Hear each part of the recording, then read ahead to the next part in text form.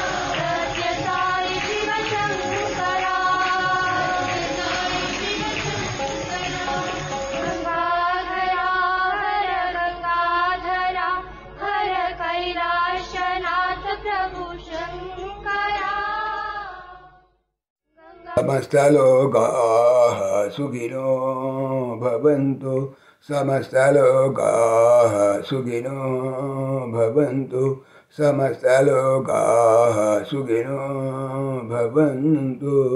ఓం శాంతి శాంతి శాంతి. जय बोलो भगवान श्री सत्य साई बाबा जी की जय. जय साई राम. जय जय साई राम.